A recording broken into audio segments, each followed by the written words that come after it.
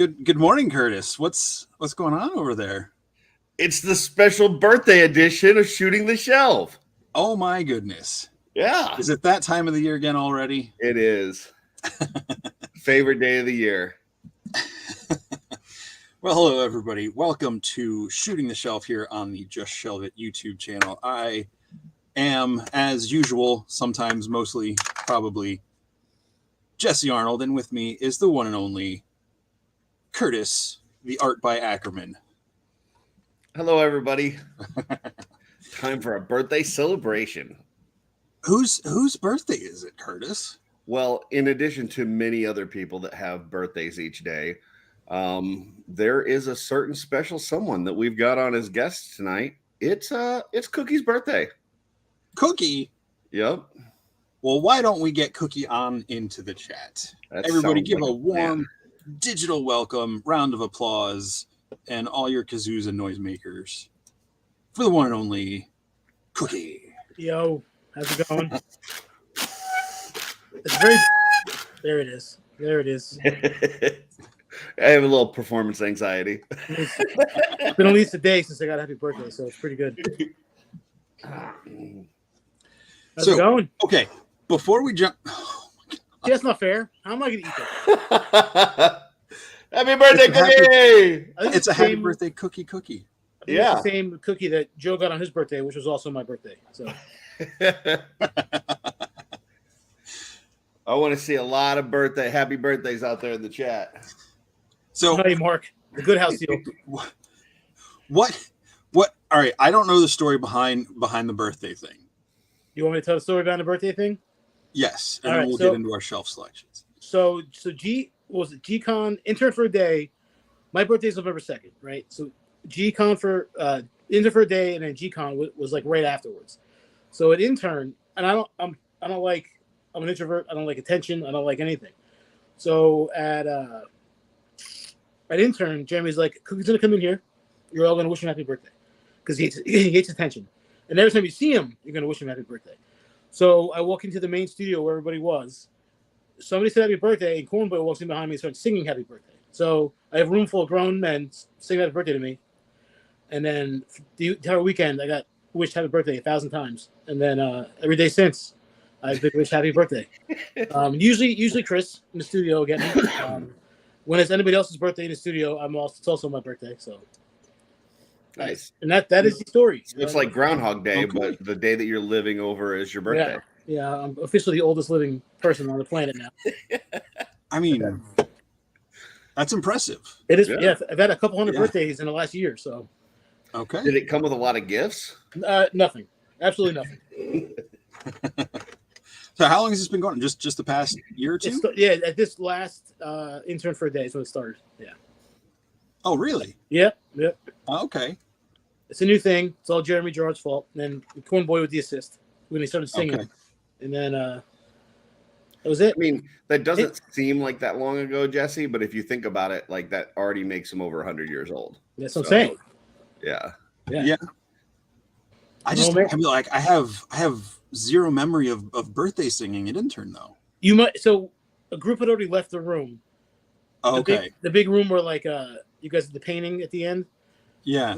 So I think a group had already left to go somewhere else, and whoever was still in the room with Jeremy's, who was in the room. I don't know who's there. Okay. The groups had already split up though at that point. Nice. Okay. There's a video of it somewhere. Jeremy's very proud of himself. It's Okay. it's good. It's good. Awesome. I mean, it's you gotta love it, right? So. I heard that you guys have gone out for meals and stuff, and they've actually had people come over and sing to you and things like that. Yeah, one time it was like because if anything, like even on my birthday, I would never want anyone at a restaurant singing to me. And I think it's happened twice. I think one time at Hibachi. I think did it happen at Hibachi that one time, Jesse? Yes. And it happened one other time too. Yeah. Yeah. I've grown used to it, I guess, by now. So. Okay. I just embrace it now. I was out with some people years ago at I don't know, it was some restaurant, and they told them it was my birthday. It was actually my oldest brother's birthday, and they just happened to name the number that my brother was turning, and they don't know my brother. So it was just a really weird coincidence. But anyway, they brought out like a workhorse with a saddle on it. So it's like, I'm going to be funny. I'm going to sit on it backwards. And I almost like fall off the damn thing. And I'm not even drinking anything. It was just my balance was just on par. Yeah, I'm not a big fan of attention. So I didn't even realize I was sitting here in the dark without my light on. Sorry, guys. That's all right. Hey, what do we got up with shelf selections, Curtis? Why don't you fire that up? Sure. Shelf selections is a segment of the show where Jesse and I pull out some art that we saw during the week that we enjoyed and was inspiring. So starting out, I've got the first one, and this is Nate Strong. And I know that I've done a bunch of Nate pictures, and I'm sorry, but this is just too awesome. I mean, first of all, it's a Sentry, which, you know, my favorite figure ever. Second of all, he's like doing the classic like action movie running from the fire. So yeah, I had to put this on here. This is just amazing. He does a behind the scenes shot on this as well. And he's got another shot with where it's got the helmet on. So yeah, just a great job by our buddy Nate. Okay. Yeah, that's right. I love like the lab tubes or whatever's going there with that glow and everything. And like, are you trying to like get into Nate's like will or something? No, it's just sometimes him and like it seems like almost like every other week, like a flip back and forth between him and Trevor. They both have like a really good shot that I'm like shit, I don't want to put him on shelf selections again, but I've got it. So yeah. No, that's great. That's pretty cool. Yeah. All right. Next one is Jesse. Okay, I saw this from Mythic Cool Figures, and of course he's got Hans Zimmer score playing there, so that's always awesome. But I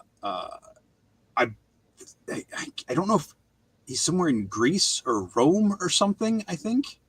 And I've just seen a couple shots like posting up of like in actual like ancient ruins and stuff, and it just so cool.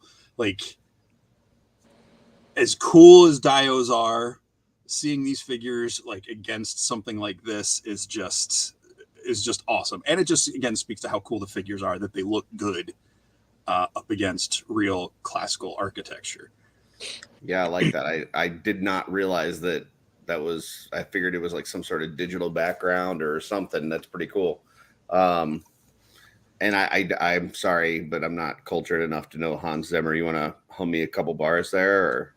I don't remember what this exact track is off the top of my head, but Hans Zimmer, he's done the score to the Christopher Nolan Batman movies. He did the movie The Power of One. He did Man of Steel. Like, not that every movie he does is a great movie, but he does great scores. Yeah, he's great. Gladiator, Pirates of the Caribbean. Cool. Yeah, this is a really cool shot. I don't know if I'm following them, so I'll have to take a look after the show and make sure I hit that follow, because that's cool. Next one for me. This is Dang Studios, and you know what? I had to throw this one in there so I could beat Jesse to the punch. I mean, you got a Fuzz Monk. He's all decked out in camouflage, and then on top of it, you put him with the Forest Troll. Like, you know, how could you not include this in shelf selections? Like, this had to be on here one way or another, right? Mm-hmm. Yeah, it's pretty freaking epic. I thought I was following them, but I did not see this post until you showed it to me. So yeah, like with my old eyes in that small screen, it's like he's like a bleeding predator. Yeah. Yeah. It's the bright green is like vine pattern, so I don't know if it's supposed to be vines like actually growing through the armor, but it's cool. It's really cool.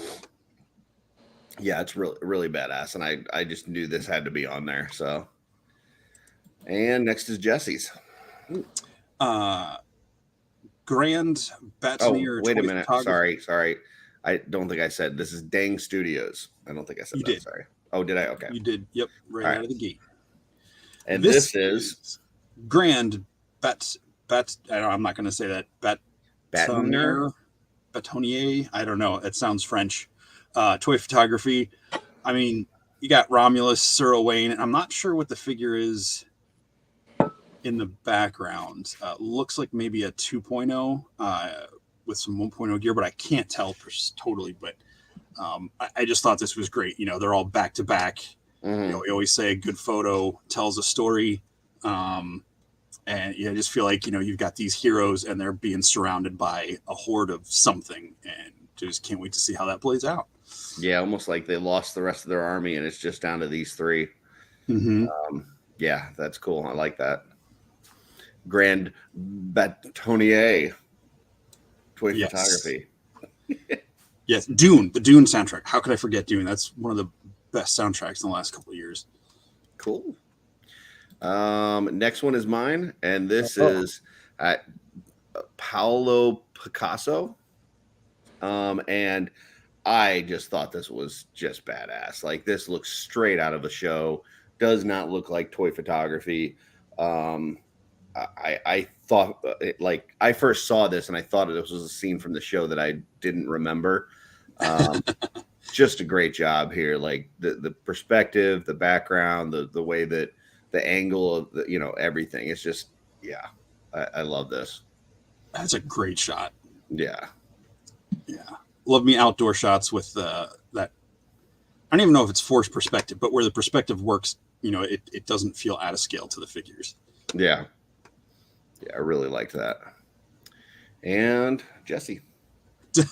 Okay, so Douglas is my coworker at the comic shop, and he posted a version of this where it was just the X-Men coming in to fight. Like, they were coming out of the mansion into the danger room to fight some, hand ninjas in a practice or whatever.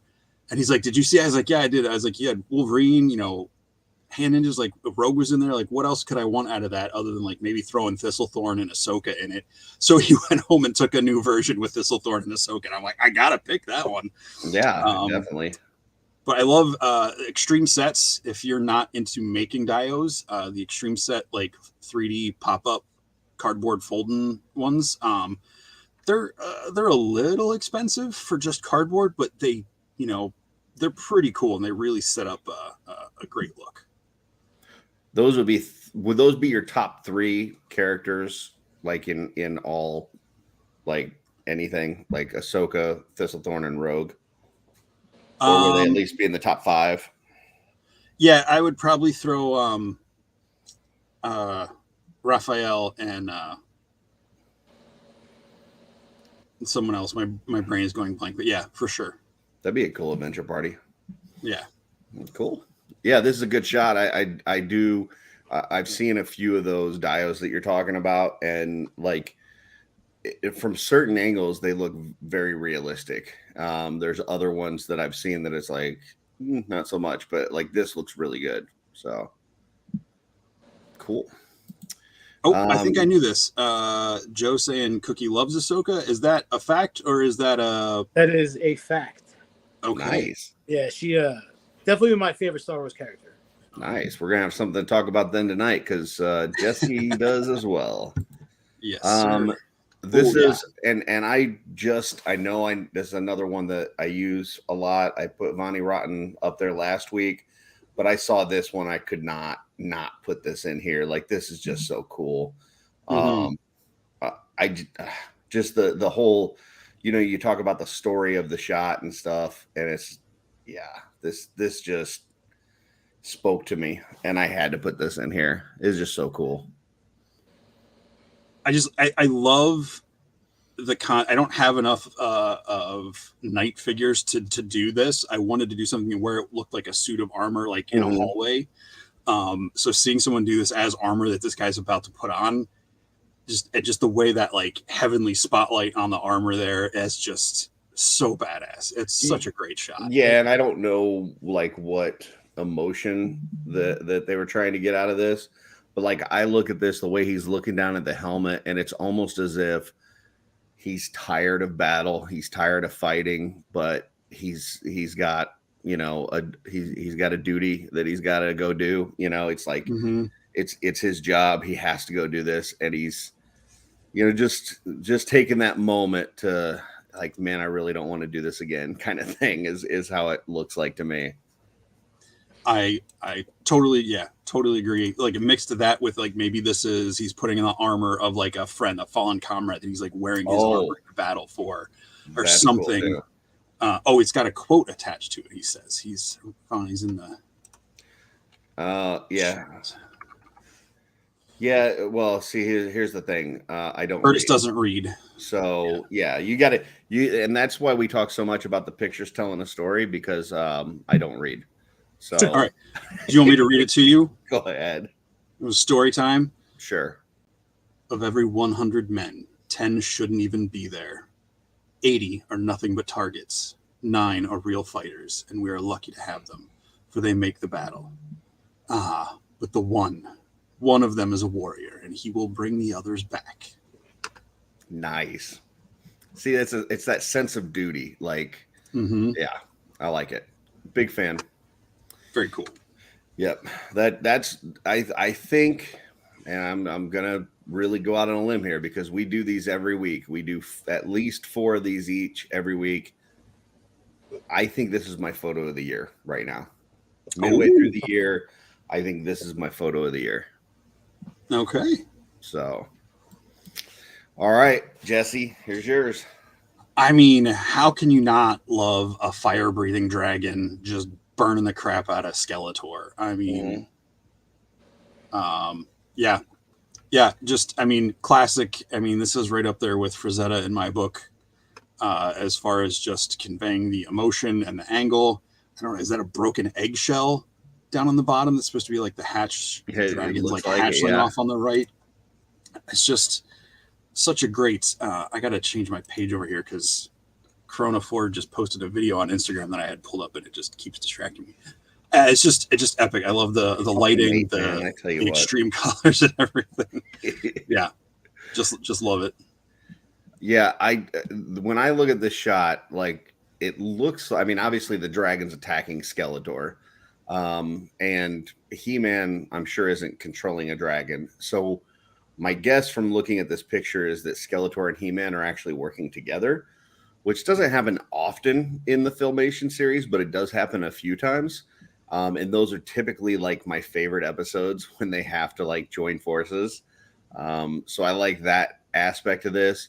I'm not sure what figure the Skeletor is, and whether his staff is sculpted like that with a translucent at the end, or if that's some sort of lighting effect.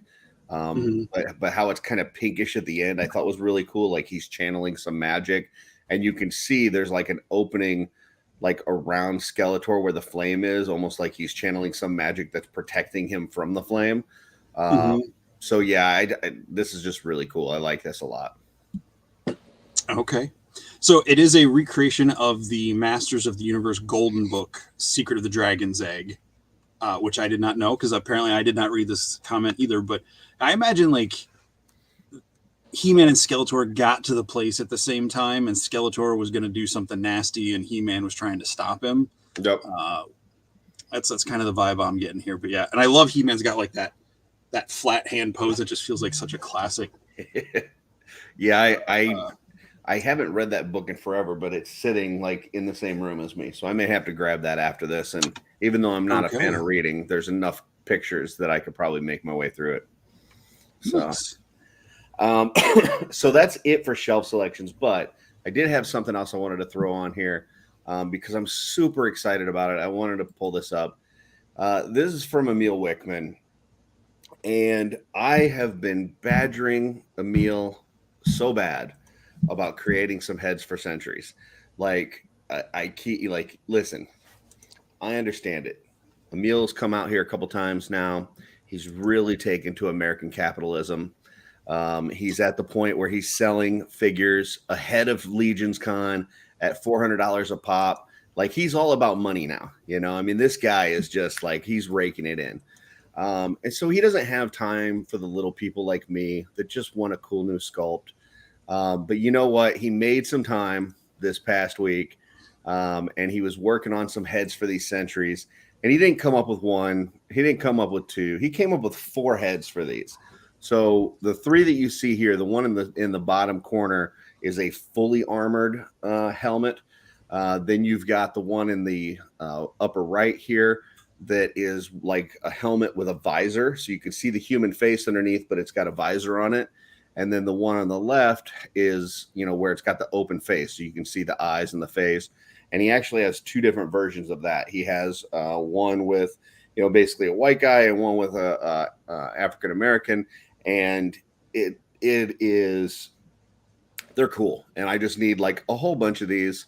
So I wanted to show this. He did ask me my opinion as we were going through this and stuff, and he actually, when he posted it, he gave me some credit for assisting him, which I didn't really do other than badger the hell out of him. But he just did a great job, and I wanted to pull this up. I believe these are going to be on sale at Wolf King Customs next Friday, and I can tell you I've already told Len what my order is because, yeah, I need them now. I've got way too many centuries on the way, and I need these heads. So Cookie, you help Len with Wolf King stuff from time to time, right? Well, help is a stretch. I hang out with him at shows sometimes and Okay. set up. I'm not much of a 3D parts guy. Like, but yeah, when I can, I help him. But these are really cool. I was gonna, maybe you can slip a little something special into the Curtis's box, like some. Oh, I don't. There you go. Yeah, I don't help with the shipping. That's Okay. that's a big Len. Yeah. Like some mayonnaise or like boiled sardines or something. That's awful. Sorry, Curtis. No, you're good. You're good. So I'm just really excited for this. He also has like an alien head that he just did that he posted a picture of. Not really my thing, but hey, if you want one of those for your characters, that's great. But yeah, I need like 1 million of these. So just wanted to put that out there. Very cool. And that's it for shelf selections. So awesome. So we were just talking about Len, and I know you guys have been friends for a while. You want to like tell us how that started and what got you guys together? So in a past life, I ran a airsoft field. For those who don't know what airsoft is, it's like paintball, but instead of paintballs, they're little 6mm plastic BBs, and all the guns are real looking and yada yada yada. But another guy who ran a field, I'm like, oh, I need shirts. He's like, oh, I know a guy. And then, so I guess Len and that guy were buddies. And then I pretty much stole Len from him. And Len sort of made it me and I started playing at my field. And next thing you know, we're hetero life mates. And that's hetero life mates. I love that. That's it. So yeah. There you go. It's got to be easily 10 years, maybe. Yeah. Oh wow. I have no concept of time anymore. Like, but. I mean, with a birthday every day, it's hard to keep track. Yeah, the memory fades after a while. So every day is a year. I'm gonna say at least 10 years, if not more. Me and Len have he's been my friend Len. So yeah. It's Len's friend Cookie and Cookie's friend Len. I'm actually in another group chat on Facebook, and Len's name in there is Cookie's friend Len. That is one of many inside jokes. So, obviously you guys were into the airsoft together, but you guys both are kind of toy collectors. And I know we'll get into some of the things that you've collected over the years, because I know you have a few different things than what we typically are talking about. Yeah. But were you guys both collecting toys when you met, or is that something that kind of evolved as time went on?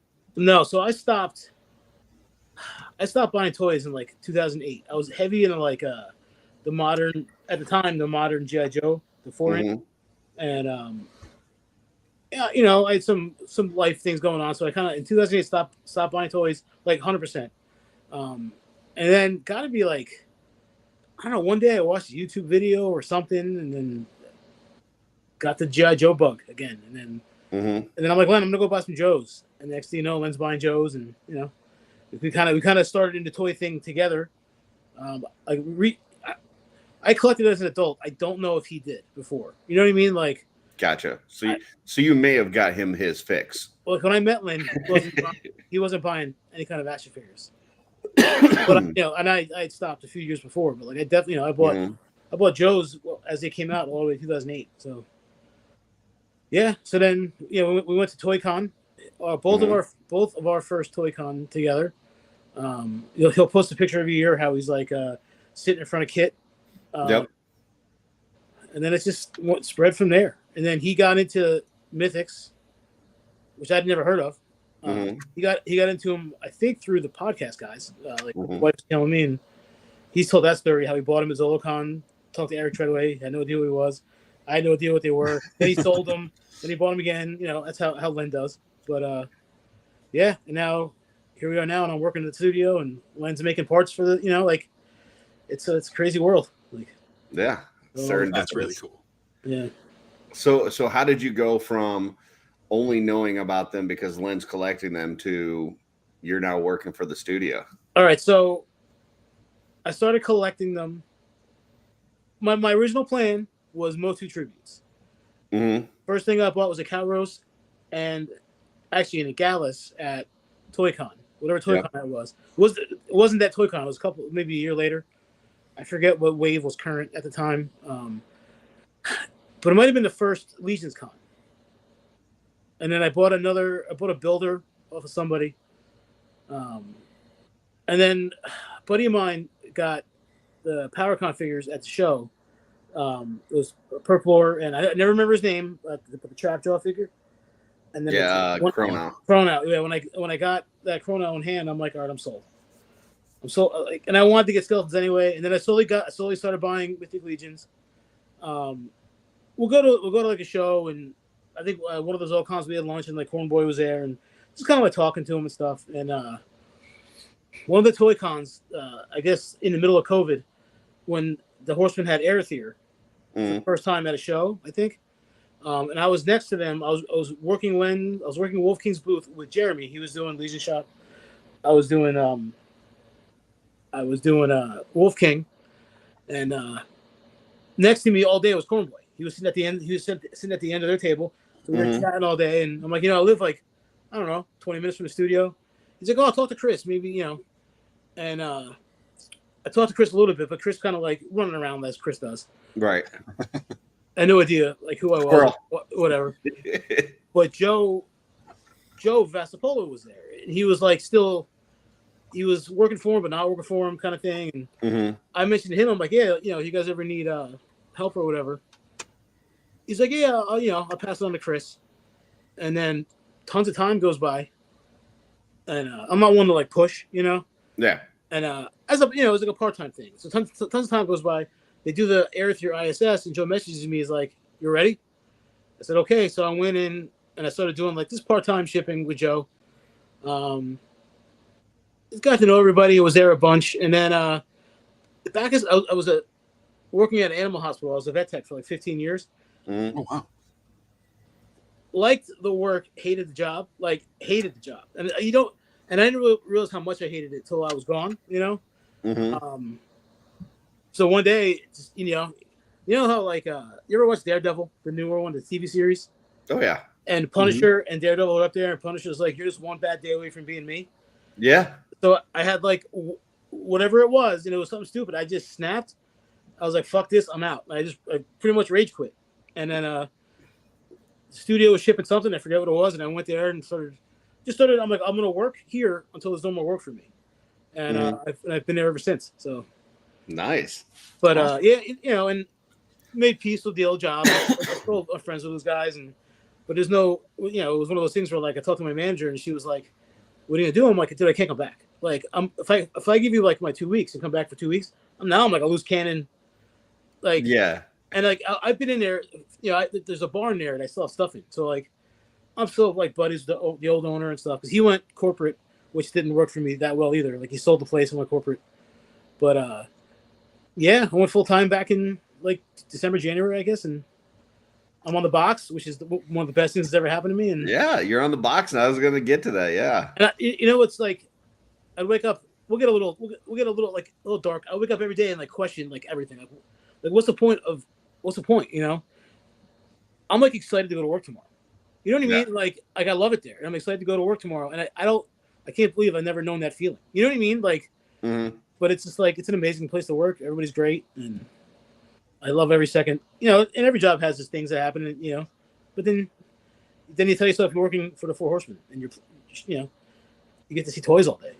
There you go. And it's pretty amazing. So, but that's probably the longer version of how I got the job. But and when we're all we're all gone from this world, you'll still be on the box. I will be on that box forever. Yeah. Vern off. He's not sharpening my name off the box. So But yeah, it was cool because Cosmic was supposed to be the first, I guess, but then they flipped Cosmic and All Stars 5, Yep. and then All Stars 5. So All Stars 5 technically was the first, and then I was on Monkey King, which I didn't think was going to happen, and then one of the video game figures. I forget if it's the 2-pack or the builders, but I'm on that too.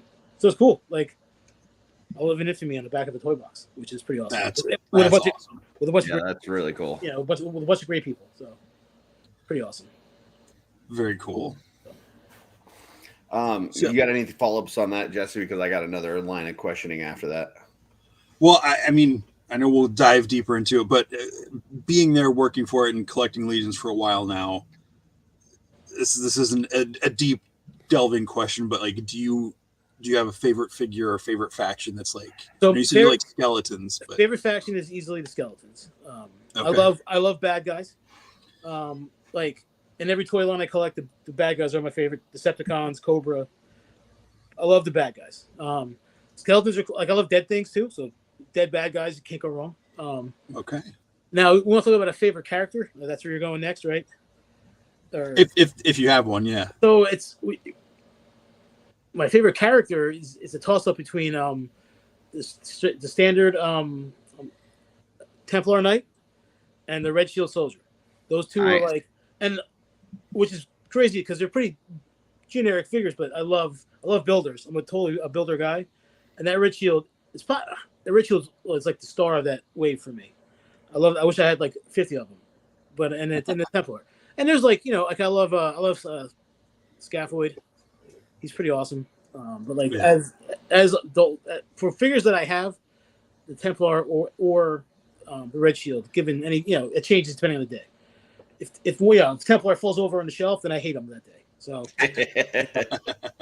but they're pretty good. But yeah, those are my top two for sure. I'm definitely with you on the Templar. And like I said earlier with the picture that Nate did, the Sentry has quickly become my Templar of the Cosmic line. Like that is just, I'm so ready to army build just the shit out of that. So I got to mess with all the, we had the Cosmic test shot sale. Yep. And I got to mess with all the Cosmic test shots, like check them and ship them and stuff. And that was really my only experience with Cosmic figures. And I loved the Sentry then, and having him now in hand, he is by far my favorite Cosmic figure. Like Cosmic might be, we don't have a lot of it, but it might etch out, and I might like it better than Mythic. But I'm also a military. I like guns and jetpacks over like sandals and swords. Okay. I also haven't opened them all. There's still a few I have to open, but Sentry is by far my favorite. Well, I've heard that you kind of army build a little bit too, because my understanding is that you have some like specially designed DTOFs or something where you've got extra shelves in there. So where you have your Joes, it's like an army of Joes. So my 4-inch Joes, my friend Len, because if I just say Len, nobody knows what I'm talking about. So that has to be my friend Len. He 3D printed years ago these little clips that he found online that you put onto the DTOF, and then Lowe's, it's 4 clips, you screw them on, and Lowe's will, you buy a piece of glass and they'll cut it for you for free. And it was like $11, give me 2 pieces. Mm-hmm. It's thinner, more sharp glass, but so it divides the space in half. So 4-inch Joes is a lot of dead space in a DTOF. Right. So most of my upstairs DTOF action is all split shelves. So double, at the bottom shelf I don't double up, and then the middle ones I do. But yeah, it'll be like a whole shelf just to like bats. We're talking modern figures though. I don't mess around with the vintage because they're cool.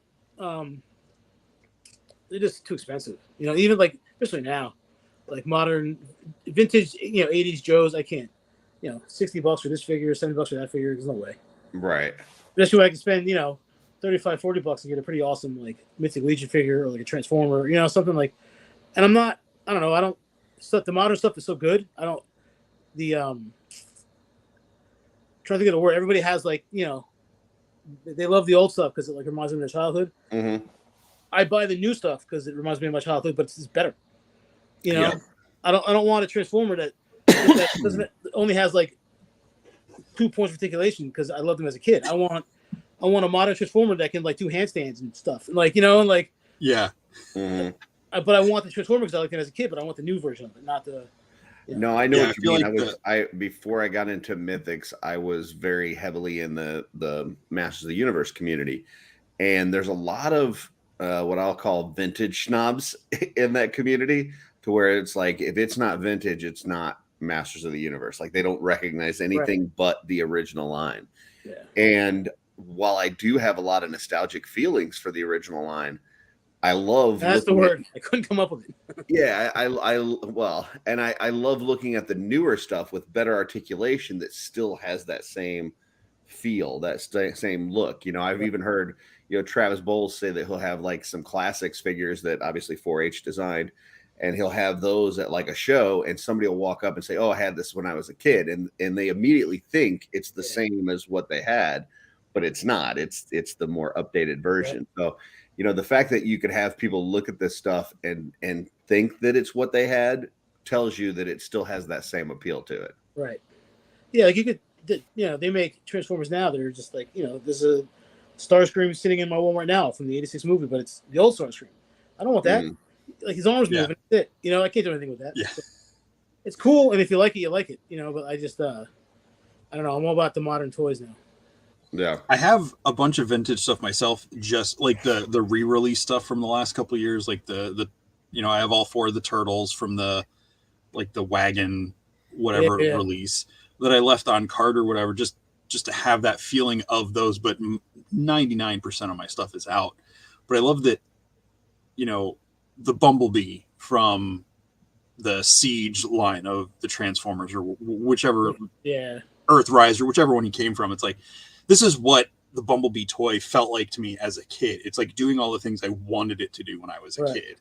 Same with like the G.I. Joes, like the classified series. Like, even though the original Joes were great, like they had the best articulation of anything back then. Right. Yep. 100%. And all the accessories, but like the 6-inch classified stuff is just like, this is just the better version of all the stuff I loved when I was a kid.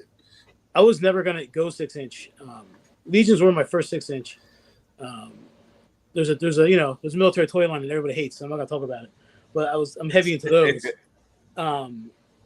And so I'm like, let me venture into this, and got classifieds, sold them all because I was annoyed, then bought them all again. And then I couldn't handle the Cobra Island stuff. Or like, one target gets 6 Vipers. Like, I'm not fighting for toys. It's 2023. I shouldn't have to like battle to buy a toy. It should be like, it's fun, not like stressful. But anyway, it got better. Distribution got better, and then I have Black Series now, which I regret a little bit. Yeah, I'm looking around. Like Mythic is by far the most of what I have. I think at Transformers. I have a lot of Transformers. So the classified kind of went through a weird phase where, like, at least I was never a huge Joe fan growing up, but I liked the cartoon and I had a few figures.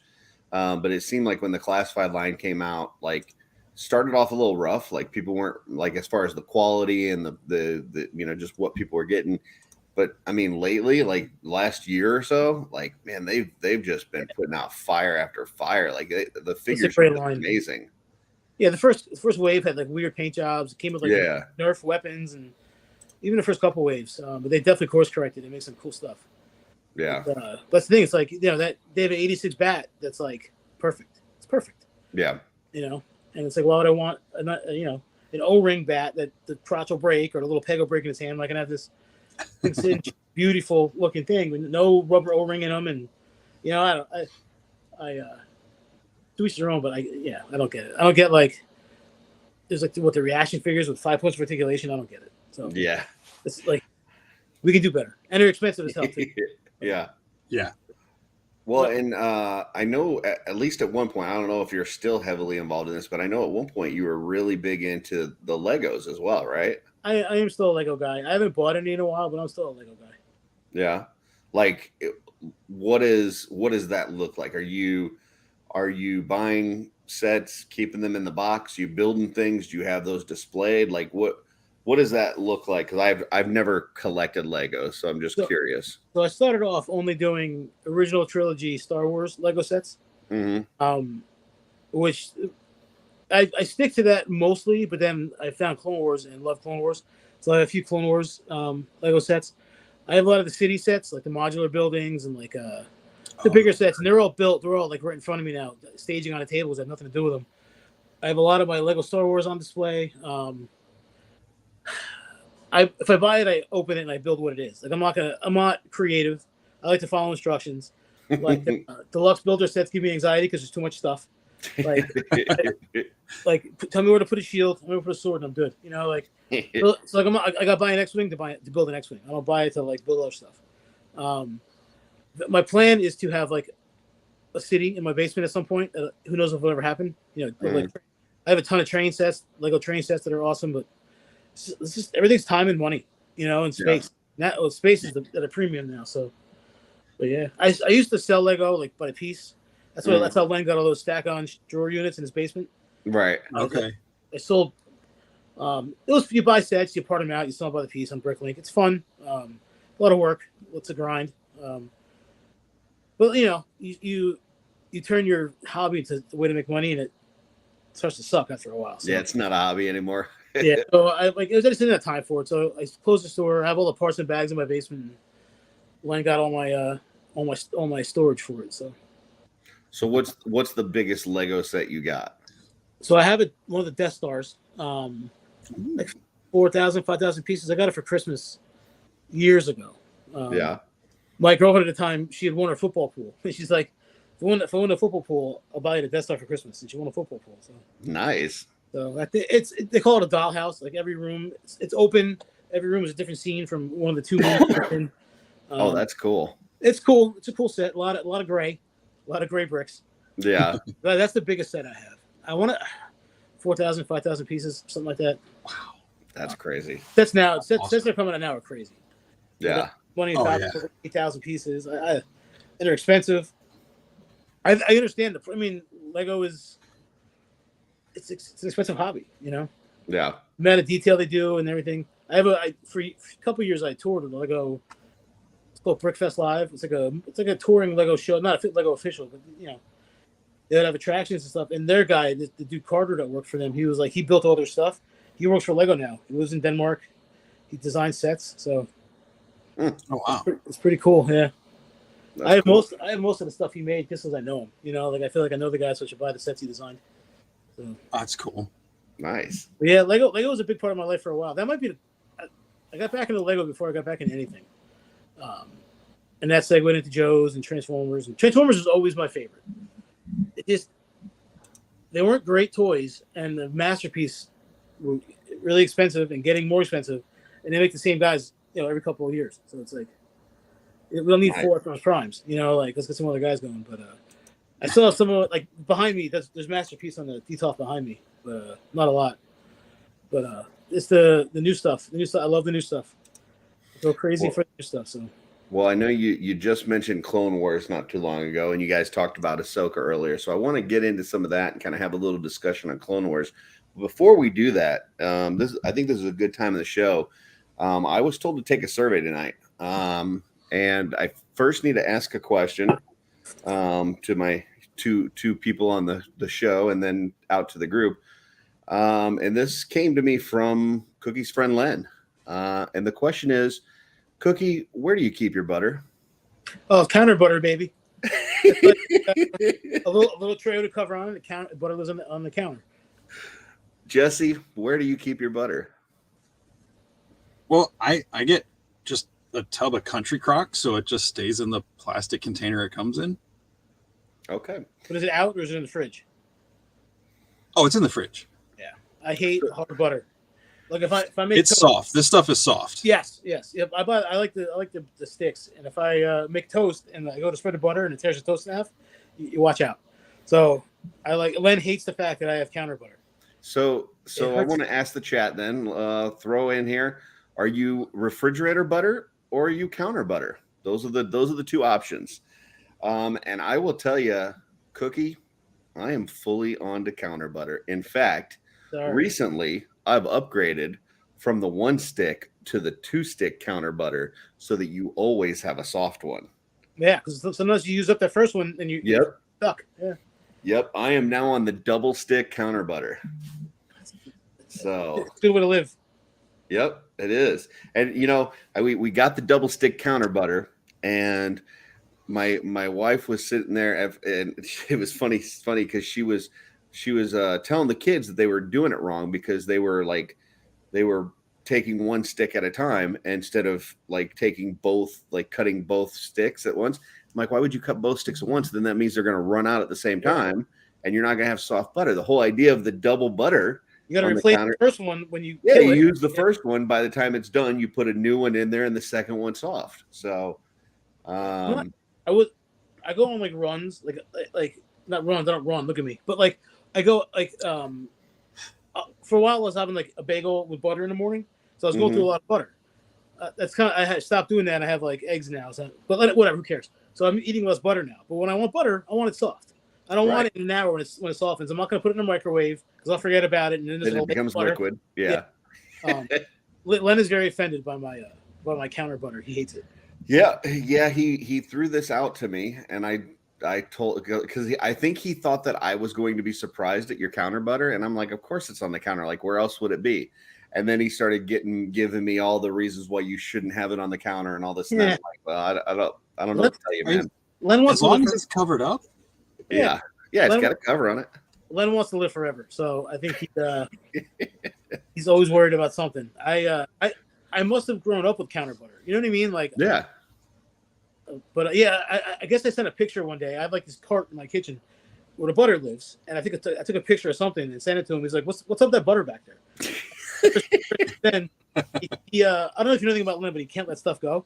So he's been on the counter butter for probably 6 years now. All right, so let's take a look at chat. We've got Trevor says, "Hell yeah, counter butter."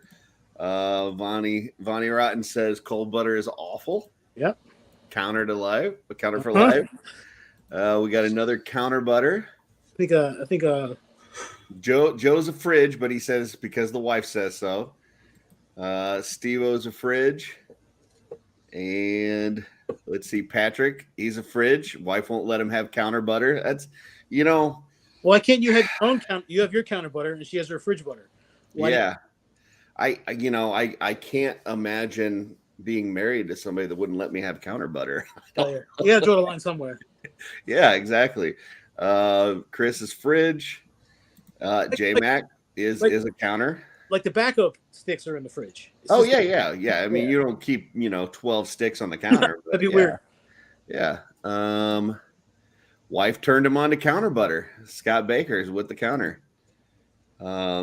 Steve says, "Is this an East Coast thing?" I'm in Missouri. I'm in the Midwest, and I'm full on counter. I'm double counter butter. So I didn't know that was it. You have that was it two. It's one that holds two sticks. Yep, it's one that holds two sticks. I got it off of Amazon. I'm gonna have to find that. Yep. It's gotta be like a holiday thing, right? No, it was just a regular. Yeah. But I'll tell you what, I mean, I've got 6 people in my household, so we use a lot of butter. A lot of butter. Yeah. I'll tell you why stick butter on the counter is the best is when you're eating corn on the cob. Drag it right through it. Yeah. There's nothing worse than trying to put cold stick refrigerator butter on corn on the cob. Or pancakes or something you don't want to tear stuff up. Yeah, if you drag it across and it rips it in half, forget it. Yeah. Steph says, "Get a butter buddy." I don't know what a butter buddy is, but and spread it without getting all of your hands into it. Okay. All right. We got Cameron says counter buddy butter. Is my guy. Yeah. Yeah. And J-Mac appreciates the important topics that we cover. This is what we bring to you. It's the hard-hitting stuff. Can't be all legions all the time. Yeah. What was it? A few months back on OffWorld, we gave you, do you sit or stand to wipe? And we were surprised by the results that, some people are stand-up wipers and some are sit-down wipers. And tonight we bring you fridge or counter butter. It is. So. Sorry, Lance. All right. There we go. Greg weighed in. He doesn't have butter. Don't listen to him.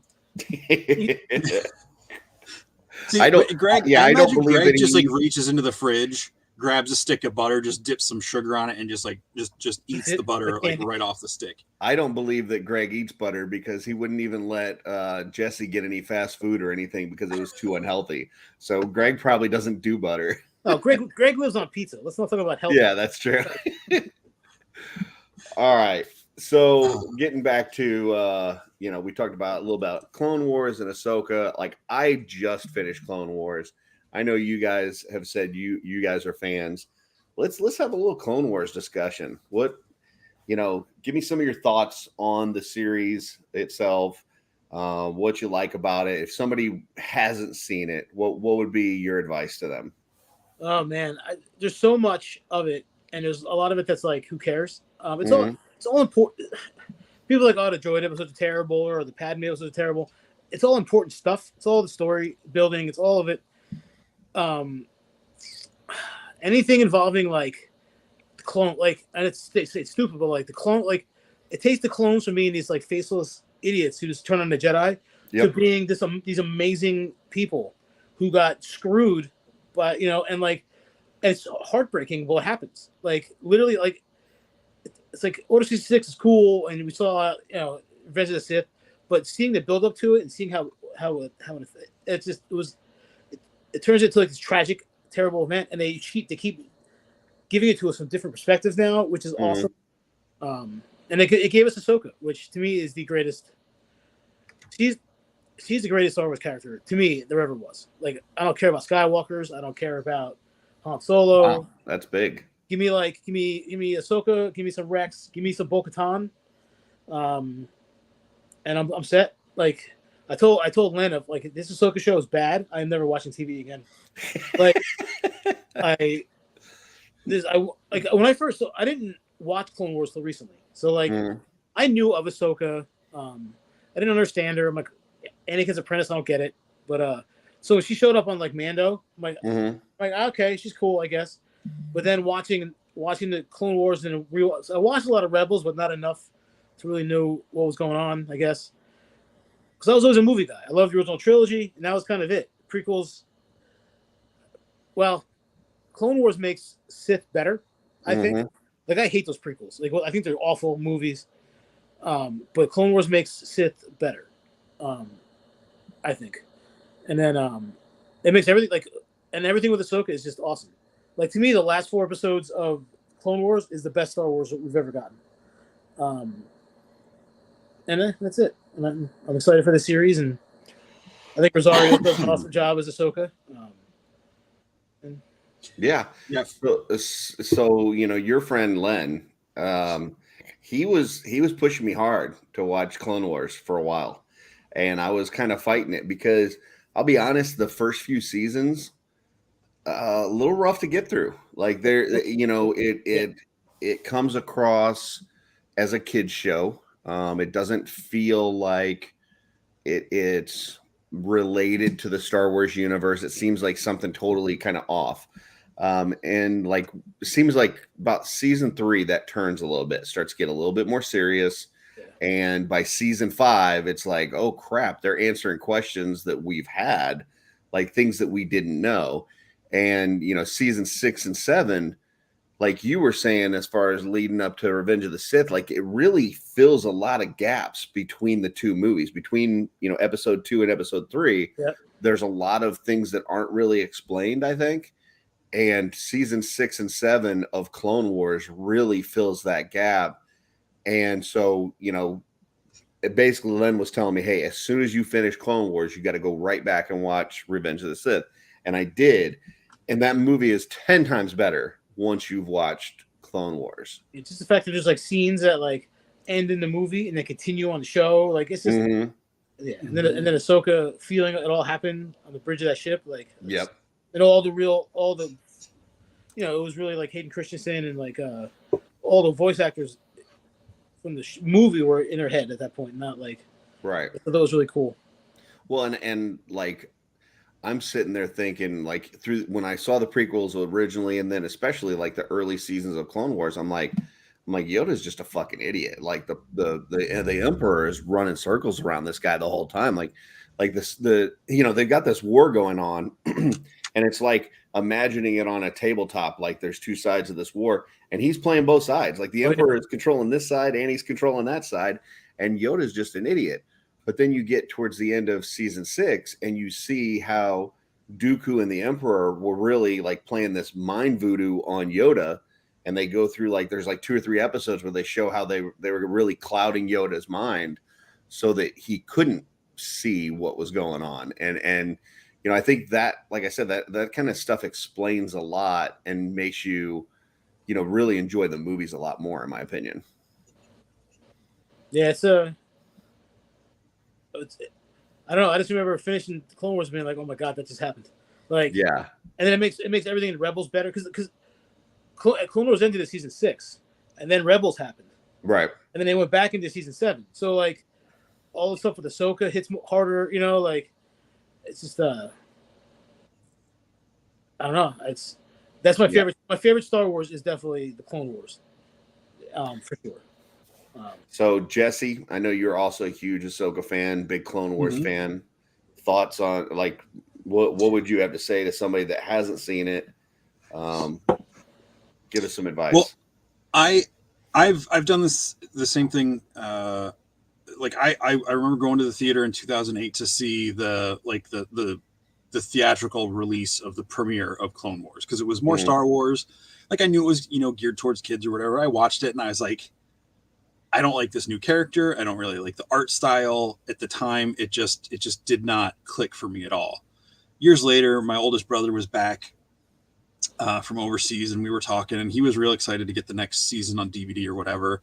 And I was like, you know, it didn't work for me. He's like, oh, you should give it a chance. So I think it was right after or right before The Force Awakens came out. I really had the Star Wars bug. Like I wanted to get back and I was like, you know what? I never really gave Clone Wars a fair chance. So I started it and I agree with you. The first couple seasons are definitely geared, I think, for a different audience initially. But then there's something at one point, it felt like they just flipped a switch and then they just started taking it serious. There was still the goofy humor and the droids are still pretty much the Three Stooges and everything, but like the story started getting more. And then by the time I got to the end of season 5, which was like the last like chronological, because 6 is kind of like all over the place where it's happening. 5 is when Ahsoka leaves, right? Yeah. Yep. Yeah. So 6 is like all like side character, side plots. Like it's not Anakin, Obi-Wan, or Ahsoka. Yeah, then it's the weird Yoda story at the end, right? Like, yeah, I like Yoda where he's got like the spirits that he's engaging with in that temple. I thought that was really cool. You did have the one Ahsoka with the sisters, or is that in 7? That's 7. That's 7. Yeah, you had the Jar Jar and Mace Windu. Yeah, but when I was watching it, season 7. Like I think they were on season 3 of Rebels, so I wanted to watch Clone Wars so I could watch Rebels because I heard like I knew about the end of season 2 where she fights Darth Vader or whatever, and I was like, I've got to see that. So it's definitely I'm with you, Cookie. It's one of my favorite things, if not my favorite Star Wars thing. I really like what they've done with her characters in Rebels, and like you said, when they go back to season 7 and they kind of finish out the leading up to the Revenge of the Sith plotline is just like I have no problem. I was in tears watching those last couple episodes. When Ahsoka walks in and they're all painted up like her. Oh, yeah, amazing. Yeah, I didn't watch Clone Wars until Bad Batch. Your friend Lynn just popped in. Yeah, a little late, buddy. You already lost the vote. You lost that vote. Yeah. I didn't watch Clone Wars until Bad Batch came out. Okay. I'm like, like a Mando season ended or whatever, and then Bad Batch was next. I'm like, well, I'm watching Bad Batch. I'm like, I should probably know what's going on. So I went back and I watched Clone Wars. I watched all of Clone Wars, then went back to Bad Batch. I'm really glad I did because there's a lot of stuff in Bad Batch that bounced off of Clone Wars. So yeah, I love how Bad Batch kicks off with, like you see, like it's just before Order 66, and then like you see it happen and how they're not really affected, and then kind of takes off from there. It definitely adds, like you were saying, more depth to those clones to where they're not just these nameless, faceless, almost like droids. Like they actually have names and personalities, and it's kind of actually a sad tale, like the fact that they age so quickly, and they're basically used by the Republic and then the Empire, for all that time, and then phased out, and it's actually kind of sad. It's really sad, especially, and you can tell people who are fans of Clone Wars, or at least have watched it, how they respond to seeing the clone veteran in Obi-Wan. Yeah. Because people are like, why is what the people who didn't get what that was, clearly hadn't watched Clone Wars enough to have that connection to the individual troops and everything. And I've got to address something from the chat. You don't have to. Trevor's just trying to trigger me at this point. Well, it worked. I don't disagree. I like Andor's a great show. I like here's the thing. And I'm a big man. I can admit when I'm wrong. And I'm going to say right now, I'm going to go back and give Andor another shot. I'm not saying that I'm wrong, but I could be. Because I finished Clone Wars. I've started watching Rebels, and I went back the other night and I watched Rogue One, and I liked it the first time. First time I saw Rogue One years ago, I liked it. I watched it again 2 nights ago. Pretty sure that's the best Star Wars movie they've ever made. And just watching that again has made me want to go back and watch Andor again. So I'm not going to give the whole, hey, it's so slow that it makes me fall asleep and all that kind of stuff to Trevor. Normally I like to, because I there's a chance I could be wrong. So I'm going to give it another shot, Trevor. I'll let you know how it goes. I did like Andor the first time, but I just thought it was super fucking slow. But I'm thinking that now that I've watched Clone Wars and I've watched Rogue One again, and I have a newfound appreciation for Star Wars, I think that I'm going to give it another shot and see how it goes. Yeah, I'm feeling I'm in the birthday spirit. We're not gonna fight with Trevor. We're gonna go with the flow. See how. And Vonnie, I'm gonna say I appreciate how you altered your wording there, because a lot of the times I'll say something is my favorite, and people are like, well, it's not the best. I'm like, I never said it was the best. Right. I said it was my favorite. Right. And the whole, like, everything Darth Vader in Rogue One, like from like him interacting with people, and then obviously, the scene at the end with him coming down the hallway and just like massacring those guys. Best Darth Vader ever.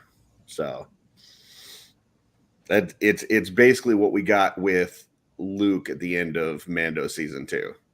Mm-hmm. Yeah. I think it's the best live action Vader. Yes. So and I am starting Rebels. I'm 6 episodes in. Got to say right off the bat, that whole Ezra thing just feels like Aladdin in space, like just this little brat that's stealing everything and can't be controlled. And but we'll see. I'm listen. I'm a month. Fully invested in Star Wars at this point, so I'm gonna give it a shot. We'll see how the rest of it goes, but 6 episodes in, I'm not being pulled in as much as I am like Bad Batch or the later seasons of Clone Wars. So I'll say this real quick. It's like Ahsoka. Like, he starts off in a place and he has intentional character progression. It wasn't like, oh, we didn't write him well, we need to course correct. He's a kid who doesn't know anything about his place in the universe. He is that street kid just out to survive it. He goes on a journey. His character does develop and grow. Some of the art is a little janky when you get to characters, so like when they show like the holograms of like Anakin and Yoda and stuff, it's like, who designed, like, you already had the Clone War stuff, but the story of it overall wins me over, and the way they animate the main crew and Ahsoka just I think that was the thing, like with the Ahsoka coming out, like I wanted to get through Rebels before I get to that, just so I have a little bit more background on some of the characters and things that are going to be going on. I don't want to go in blind. So I think you definitely should watch. Anyone who's watching this, if you have not watched Rebels, either put the time in before it comes out or try to watch like a YouTube recap of the entire thing before Ahsoka comes out, because it's essentially season 5. Like that's straight out of Dave Filoni's mouth. So Gotcha. There's a scene with Chopper and Hera. Fuck, tears, like later in the show. Mm-hmm. And it's stupid. It's like amazing how like one little thing can break you. You know, like, but yeah, it's a great fucking show. It's a great show. Yes, it is. I think Clone Wars is better, but great show.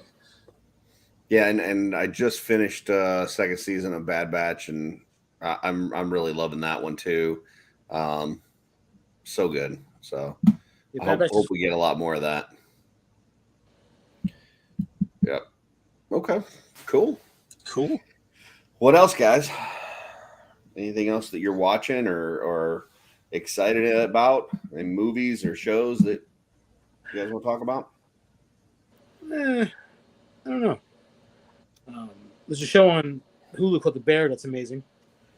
What is it called? Is that the cooking one? Yeah, it's called The Bear. It's got the kid from one of the dudes from Shameless is the lead. And it's a really good show. It's 2 seasons in. It's a good watch. Other than that, I don't know. I'm playing a lot of the newer Tomb Raider games. Mm. Oh, cool. I played the first 2 a couple times. Played the third one a little bit and stopped. So I went through the first one again, and I'm in the middle of the second one now. They're pretty amazing games. So nice. Yeah, I haven't really played any games in a long time. Like the last thing I really played was I got super heavy into World of Warcraft, but since then I really haven't done a whole lot. Yeah, I mean, they remade Resident Evil 4. I bought it, downloaded it, haven't touched it yet. And that was months ago. Yeah. I bought Doom Eternal, the second Doom game. Black Friday 2021. I still haven't played it. Like, I don't play for. I won't go on there for like months. Then I'll get the bug and I'll play for a while. But these games now are so like there's so much shit going on. Or if I play for like a week and I stop, I might as well not play at all because I got to start over every time. Well, you know, I take it back what I said because I did get. Was it last year for Christmas? I think it was. No, it might have been the year before at Christmas. Anyways, we got one of those Oculus, those 3D headset things, and got some games for that. Like one of them, there's this Vader. I think it's Vader Unleashed. They've got like three versions of it, and it's pretty fucking badass. Like you're basically training as like initially you're training like under Vader, and then eventually you're going after Vader. And so like you're learning how to use a lightsaber and stuff, but it's all in 3D. So you're actually like with the control and stuff, like you're throwing lightsabers and then force gripping it back to you. And like, that's cool. It's pretty awesome. So I did like that. The only games I really play anymore is D&D. I don't have any video game systems anymore. I don't even think I have any games on my phone anymore. Yeah. I was at a work like team building thing this past week, and during the breaks, like the only thing I had on my phone to play was solitaire. I felt so old. So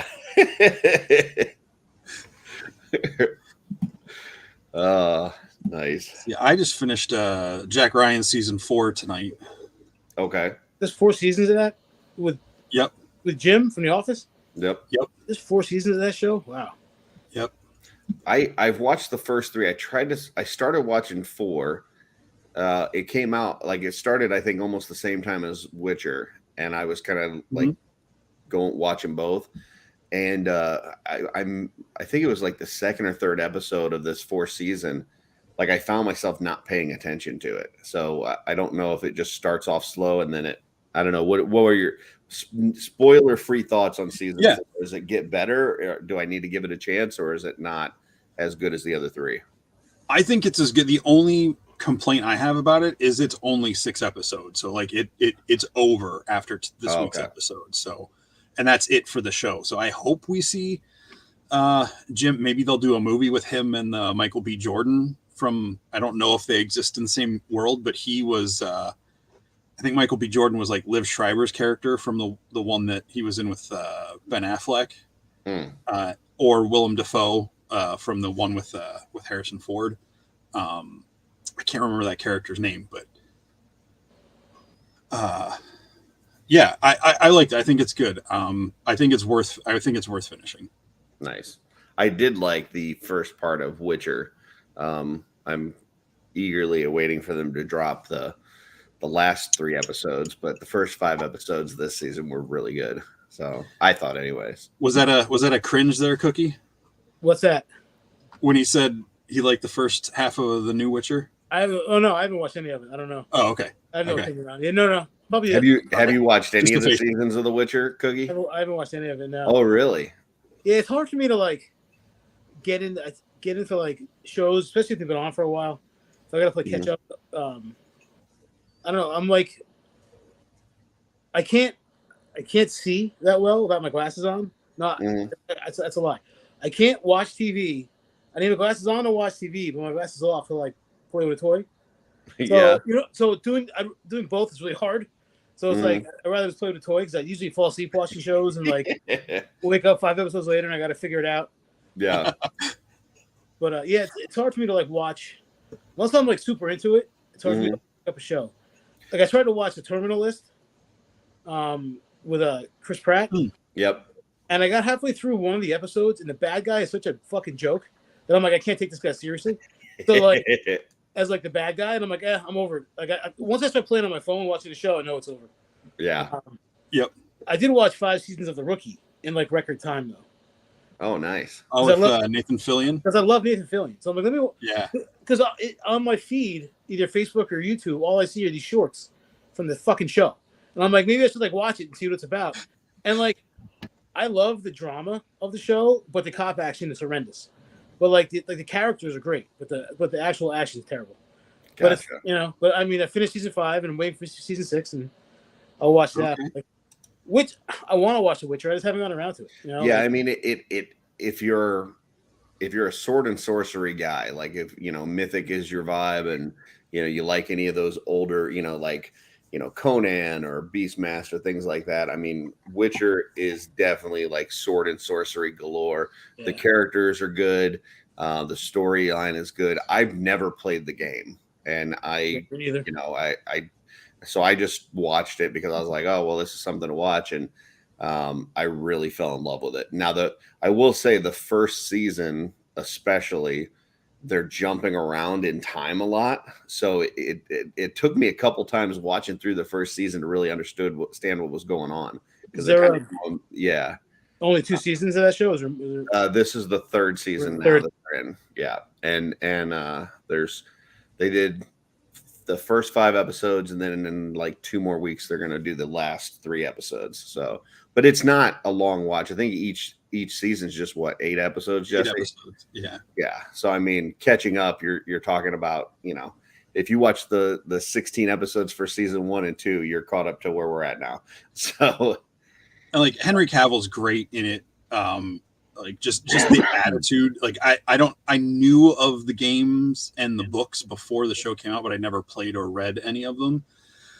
But like he just makes you instantly like connect with that guy, because he just seems like he's so sick of everybody's shit. Like he's getting into these sword fights in the street and everything. And the first season is a little confusing with the time jumps. It does eventually kind of start to line up because you're so used to, I think if you go in knowing it's not in chronological order, you can, kind of hedge your expectations a little bit to know it will eventually line up. But I've never heard somebody say so much with just a grunt.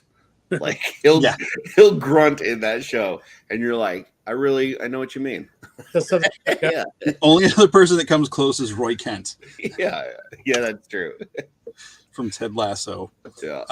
So since you like Nathan Fillion and you like sci-fi, I'm assuming you've watched Firefly and Serenity. Oh yeah. Okay. Oh yeah. Have you seen those, Curtis? I have not. But I love a good kick-ass female character. Ahsoka. So River Tam, especially in a movie, awesome. Yeah. Awesome. Yeah. Yeah, it's one of those things where And Zoe, man. Oh, yeah. Yeah. Where's Wash? Yeah. Oh. Zoe, Zoe's great. Yeah. Curtis, I think you'd like Serenity. Yeah. I think I tried to start watching Firefly the series. Firefly's the show, yeah. Yeah, I think I tried to watch that, and it was so dated that I would just had a hard time with it. Like it just seemed like it was the effects weren't very great. You know, it had a super really low took budget. me out of it. Yeah, it took me out of it initially, and I don't think I gave it enough chance because I just had other stuff that was on the list to watch. I will rewatch that show, the show and the movie, like once through every year. Like that's like not at a set time. It's just I always do it. And I found YouTubers now that I watch. I follow like 3 or 4 pages now where I watch them watch the show. So it's like getting to watch the show with a new friend and see their reactions to it. I'm like, oh, they're laughing at the right parts. Like, oh, they're getting choked up at the right parts. It's some of the best characters and storytelling I think I've ever seen. Yeah, there's too many people on YouTube nowadays. Like, every night there's somebody going on talking about something. Like, who cares about these YouTuber guys? So, I tell you. Yeah. Yeah, and the movie, it feels like you're watching the big episode of the show. Like. Yeah. And I saw the movie. I went to the movie because at the time when that came out, I was going to the movies like as much as I could. And I saw the movie and I was like, man, I was surprised how connected I was to those characters. No spoilers. I was like, was this a thing? And then I looked it up and I was like, oh yeah, there was a show, but it was coming out. I was in college, so I was like going out and hanging out Friday nights, and they aired it out of order and all that stuff. So like I missed out on watching the show. So I spent weeks trying to find a DVD set of it. So I finally was able to watch the show. So even watching the movie before the show, I still felt all the right buildup in the movie without having the connection to the show. So the movie's that's finding good storytelling. It's good standalone because they tell you enough about it, what's going on. Yeah. Yeah, but watching the show makes the movie check so out much the movie. More. Yeah, I would definitely watch the show. If you're going to put the time into it, do the show. And I like how all the actors were on they were on Buffy, they were on Angel, the whole cast was the voice of it was a Halo game like ODST.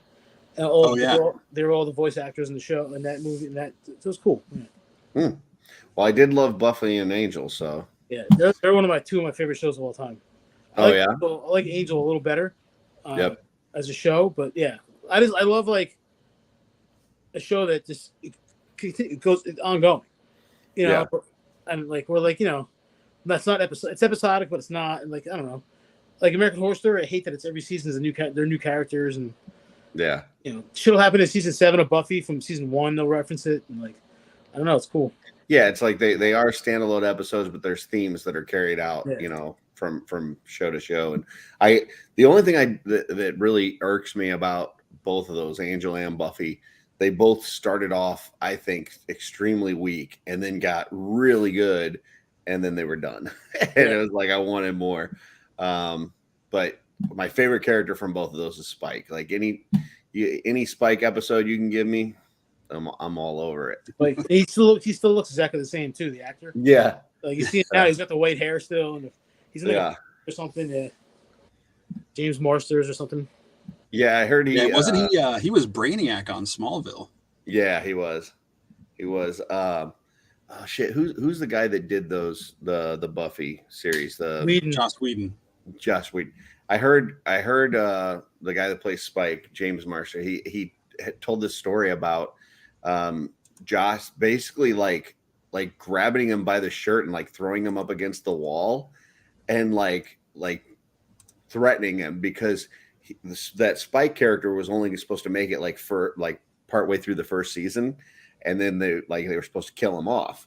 And I guess the way that he played the character, like fans loved him, and so like the studio wouldn't let him write the character off, and he got mad, and he grabbed him backstage and like threw him up against the wall. And he's like, I don't care what the studio says. I don't care what the fans say. I'm going to like, your character is done. And he like this and that. And they just wouldn't let him do it. So I thought that was pretty funny. He's a great character.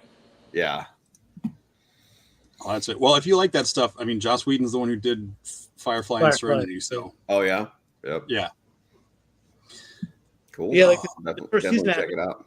the first season happened, and they got, I don't know if it was canceled or what, and if there's such a outcry from the fans, they made a movie, right? Is that kind of how it went? Like, yeah, it was because like reality TV, like I think Survivor had just come out like the year before, so like that style reality TV was becoming like the new thing that all the studios wanted to put their money into, and it was a sci-fi kind of comedy drama show, and they put it on Friday nights when like the target audience was going to the movies or like, you know, going out to do stuff. So it just, and they, like I said, they aired them out of order.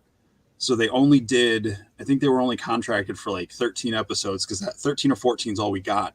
There was a pilot and 13 episodes. yeah. And then there was such a reaction that Fox let Universal have the rights to the movie. I guess let Whedon take the rights over there, and that's where the movie comes in. Gotcha. So if I do put effort into watching it, it's not like I got to watch 9 seasons of something. No, it's literally 14 episodes in a movie, and Gotcha. I don't think there are some episodes that are not my favorite, but all of them have good stuff in it. Gotcha. Well, I got to get through Rebels first before Ahsoka, and then I'll probably switch to that. Put it on my list. So I saw, speaking of Nathan Fillion, I just saw they announced he's going to be Guy Gardner in the new DC movies. Saw that. Well, he's buddies with James Gunn, right? Because he's in all the Guardians movies, and yeah, he was in. Well, he's the leader from the second one, and he's in the first and the third one. Yeah, he had a pretty big part in the third one. I haven't seen the third one yet. Oh, yeah. Third one's good. I kind of lost in Marvel. Like after Endgame, I'm like, okay, I'm good. And then I liked all the series, for the most part, but I haven't watched like the new Black Panther. I haven't watched what the hell else is there? Guardians, Quantumania, Love and Thunder, Multiverse of Madness, The Last Spider-Man. So Love and Thunder. Didn't watch Quantumania. Yeah, I just don't. I think Guardians 3 is the best thing they've done in 2-3 years. So I'm not sure it'll be on. It'll be on Disney Plus soon enough. I'll watch it there, maybe. Yep. Yeah, probably next month, I'd guess, because it's on streaming now for rent and stuff. Yeah, and are you watching Secret Invasion on Disney right now? Nope. Yeah, you can go ahead and skip that. So. We're not diving back into that, Curtis. Check out if you want to hear me curse about Secret Invasion. Check out OffWorld from Friday. Me and Jesse get into it after a strong performance in the newly fed game. So I didn't watch She-Hulk, not because for any reason I just didn't watch it. What else is there from newer Marvel shows? Is that like shows? There's Moon Knight, She-Hulk, Miss Marvel. Moon Knight, Miss Marvel. Didn't watch Miss Marvel. The thing I watched was Moon Knight. Werewolf by Night was just a special, but that was good. That's probably one of my other favorite things they've done. Yeah, it's just like an hour and 15 minutes or something, but it's just like barely. Segue back to Star Wars. You watched Tales of the Jedi? Yes, the 15-minute shorts. It was all about Dooku and Ahsoka. Oh yes. You got to watch that too, Curtis, because that's really good. Yeah. In what order? Like, would I do that after Rebels or before? After, well, I would say after. Yeah, okay. It doesn't really matter. Okay. Yeah, it's more about. It's more connected to like Clone Wars timeline stuff, I'd say. Okay. But it's definitely worth watching before you get to Ahsoka, the show. Because Lynn has like a detailed plan that he has me working through that, he has me like watching stuff in chronological order. So yeah, Tales of the Jedi is worth a watch. It's fast. You can watch it in the sitting. Yeah. Yeah. 6 15-minute episodes or something. That's cool. Yeah. I think that's some of the best. It doesn't, I wouldn't put it as the best, because it's so short and it's so laser focused on those two characters. I mean, you get a little bit of some of the other characters around them and everything, but it's because it doesn't go as big or as long as Rebels or Clone Wars, it doesn't rank. But yeah, it's really good. Definitely worth watching. Steve-O says, never got into Supernatural because I don't want to watch 18 seasons. Only for Simpsons will I do that. I'll tell you what, if there's a show that's worth watching 18 seasons of, it's Supernatural. That show is awesome. It's definitely a lot of content, and I'm not saying that everybody has to watch it, but it's definitely worth it, in my opinion. Yeah, I've never seen it, but it's right up my alley. I just never watched it when it was on. Yeah. Now it's like such an undertaking, like a lot of the first like 2 seasons, maybe even 3, has a very X-Files feel to it. And then over time, it kind of develops its own rhythm and own kind of character. And yeah, it's just a really good show. So Jesse's got nothing. I've seen like 2 episodes of it. Like, I don't have anything against it. I just never got into it. The only thing I've even been that far behind on something that I've decided to get into was the Vox Machina Critical Role, or the Critical Role podcast version. I will just say that Dean Winchester may be one of the greatest characters in all of TV ever. Which one's Dean? He's the one that's short or long hair. The short hair guy. Okay. Yeah, the one that's in the New Boys. He was in this last season. Soldier Boy or whatever. Yeah, Soldier Boy. Yeah. So he may be one of the greatest characters. I would put him in top 10 characters in all of TV history. So wow. Yeah. The full statement. Cool. Yeah. What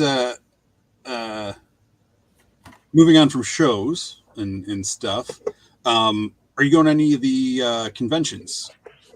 I'm going to PowerCon. Okay, cool. You having some of that cake? No. I just thought people join late. Just no, we've got a happy birthday cookie cake. I'm going to PowerCon. I'm going to RetroCon.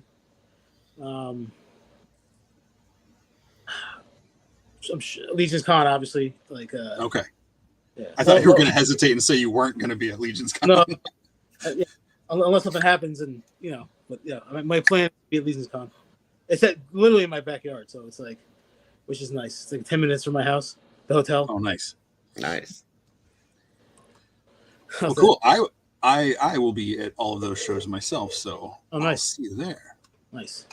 Yeah, I'm excited for PowerCon. I haven't gone like that far for like a toy show in a long time. So, have you ever been to a PowerCon before? No. Nope. I went last year. Was my first time. So, nice. It's you pretty cool. You don't have a table at PowerCon, do you, Jesse? Oh no. Oh, okay. I'm just going to hang out. I'm deadheading it for the Horsemen. Gotcha. Right? Isn't that what those guys are called? That follow the Grateful Dead? Yeah. Deadheads? Yep. Yeah. So, like, speaking of shows and stuff, so what all is going, like, I know there's the whole strike going on right now with the actors and writers and stuff. And then, like, I know that I've heard that San Diego Comic-Con is kind of, I don't know, like, there's not going to be a lot of people there. So, yeah. I guess, like, all the movie companies are pulled out, right? Yep. Yeah, I don't know. San Diego Comic-Con's way too many people for me. Like, I would never be able to handle it. Like, but it's a crazy time in the movie world right now, right? In movie TV. Yeah. Mm-hmm. I mean, I don't know a lot about what they're on strike for and stuff. I know Jesse mentioned earlier today that something about, like, streaming compensation and some things like that. And listen, I'm not going to say that anybody can't, go on strike for whatever reason. If they think that work conditions aren't right and they, need something better, I mean, have at it. But I do think it's kind of shitty for, like, people to not make personal appearances at like San Diego Comic-Con when people have planned out, like, you know, I mean, this is something that you have to buy tickets way for in advance, and you got to make, you know, travel reservations and stuff like that, you know, possibly bring in your family and that kind of thing. So to do all that and then to not have those folks show up for their fans, like, to me, that is kind of shitty. Like, I understand not being on the set. Like, if you're not going to work, I get that. But not showing up for your fans seems a little bit different. I don't know. What is your guys' take on that? Well, from what I've heard, they're contractually obligated to, like, they can't go. Like, Oh, really? yeah, that's what I've heard. I don't, you know, I don't really dive too much into what goes on in the world anymore. You know, but that's what from what I heard is they can't. They like, it's not up to them. You know, like, Gotcha. They're part of a thing, and they're on strike now, and they can't do their thing. You know, like, I like studio. I watched a couple things today where the studios are like, we'll let them lose their homes and they'll come back to work. You know, it's like it is what it is, right? Like, I don't know. Yeah. A lot of it's like residuals, and like for stuff like Netflix, there is no residuals because there's no money. Like, it's not like people aren't buying like an episode of television. Yeah, that's the hard thing about the streaming is that how do you determine, you know, what people are paying for, you know, because they're not paying to watch a certain show or a certain movie. Like, they're paying for the service, and they may happen to watch that movie. I mean, I'm guessing they have some way of tracking who's watching what, and you could be able to, you know. Well, I mean, every time Netflix puts out a new season of Stranger Things or a new show, it's always like the highest thing that's ever been watched on Netflix or whatever. You know, they're making money off that. Somehow they're making, like, they wouldn't be doing these things if they weren't making money. So, the Netflix app sent me a message the other day telling me to finish watching Extraction 2. So it knows what I'm doing.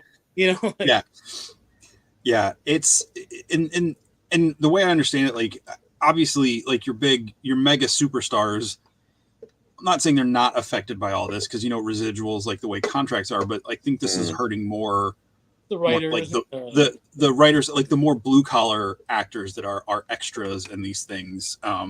And the fact that, like, the bigger up names are standing beside them, I think that's pretty cool. Yeah, it sucks for us as fans, but like Cookie said, or Trevor said, you know, it's rules for the Screen Actors Guild. Like, it's one thing if you're an actor and you're going to a convention that's from something you were in 20 years ago. Mm-hmm.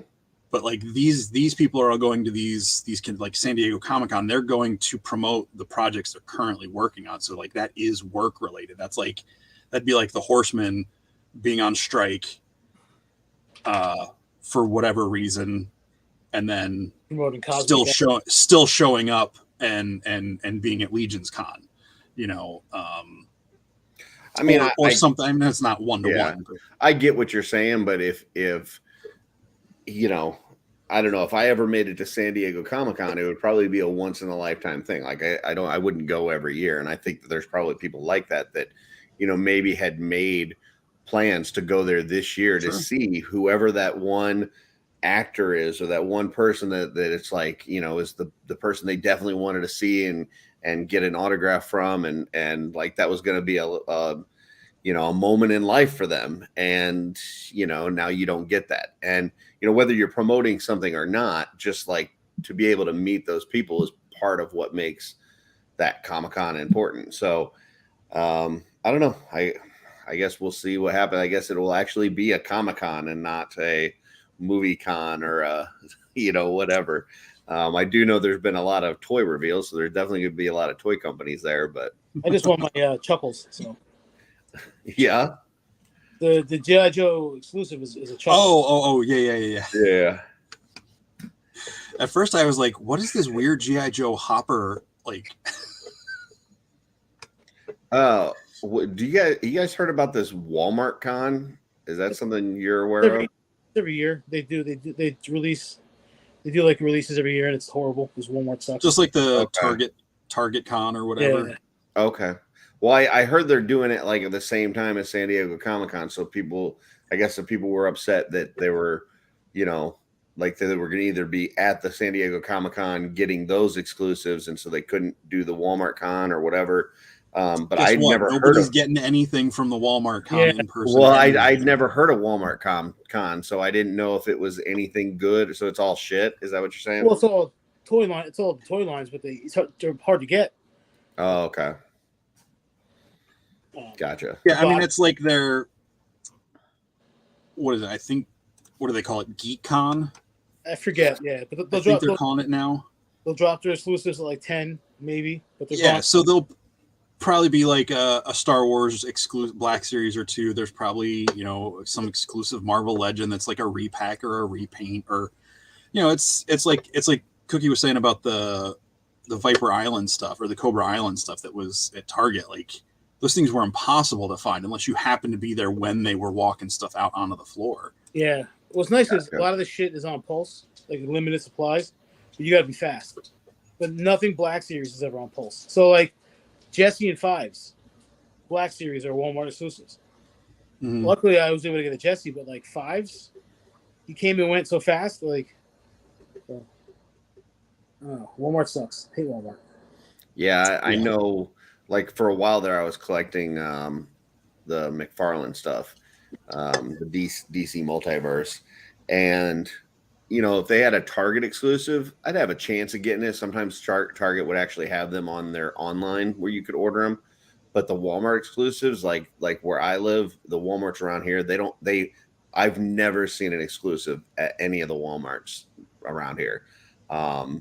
So you know, and then you go online and a $20 figure is selling for $70, and it's like, I just won't get it. Like, I'm not going to pay $70 for a $20 figure. So, you know, Give Hasbro 2 more years. Sure, you will. That'll just be regular store price. Right. That's true. Oh, man.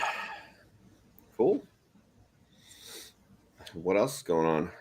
Nothing. So, well, I guess we can't really talk about expectations for Ahsoka since Curtis isn't caught up on Rebels. Hey, you're not going to hurt my feelings. Go ahead. How about it? What? All right. So, Cookie, what based on? Have you seen the trailers? Yeah. Okay. What do you have any expectations, predictions, thoughts? What you think? Other than yeah. What are you thinking? I don't know because it's all over the place. Like there's there's future shit, there's past shit. Like the whole master thing is like what's going on with that. Like, so I don't know. I just think it's going to be hopefully awesome. And then, okay. But yeah, I don't. It's hard to say because like there's so much going on. I feel like is Zeb going to be in it? We haven't seen we haven't seen Zeb at all. We saw him on Mando. Like, yeah, that was awesome. Yeah. But, Chopper, Harris. Like, I'm excited. It'd be nice to see maybe a Freddie Prinze Jr. show up. Some way. That'd be cool. I know he said he was mad about, or he didn't want to come back to do the voice in Rise of Skywalker. Oh no! Yeah, he did the voice in Bad Batch. That's true. He voiced a 6-year-old kid or however old he was with his deep voice. That's true. But what about Thrawn? Like, did you ever read? So I never read any books. Okay. Yeah. Okay. The only Thrawn I know is from Rebels. So. I'll say this: Timothy Zahn, the guy who created Thrawn for the original trilogy of books he wrote back in the '90s, the Thrawn trilogy, Heir to the Empire, Dark Force Rising, and Last Command. He said that he worked with Dave Filoni, or they made sure they kept in touch with him, and with the other books he's written since Disney got the rights, because he's written another 2 trilogies of Thrawn books, like about Thrawn's coming up through the Empire and everything. That if Disney decided to snap their fingers and make his original books canon again, they would still work. Obviously, with the new trilogy, the sequel trilogy, that doesn't quite work out. But so I thought it was really cool the way they worked stuff from the books into Thrawn's personality in Rebels. And I think it was even in was it Andor or was it Mando? They mentioned Thrawn and Mando. They mentioned Thrawn and Mando with Ahsoka, but they someone addresses like a council of like Imperial officers, and one of them was.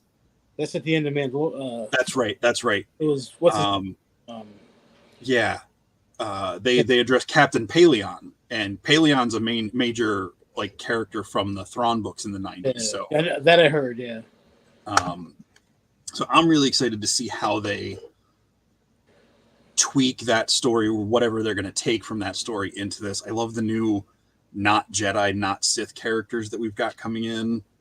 Do you ever watch there's a YouTube channel, his name is Charlie Tompkins, but he does deep fakes, and he plays Obi-Wan, and he plays a Force Ghost Qui-Gon, and Anakin's there too, and they watch Star Wars shit.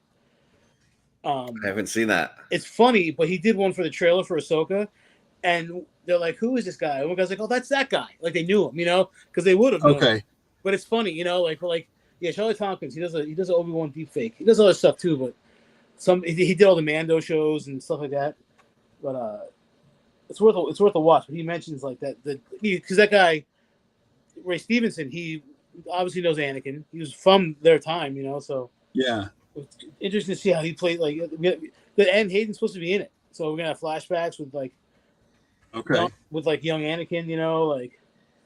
I think I've seen like little clips of those on Instagram or something where he's like sitting on the couch, like critiquing. Yeah. Yeah, they're pretty. And Qui-Gon always looks like he's like half baked. He's always eating. Yeah, yeah. He's a Force ghost, and he's always eating. It's like they're funny. They're pretty funny. Okay, I could see Qui-Gon being half baked.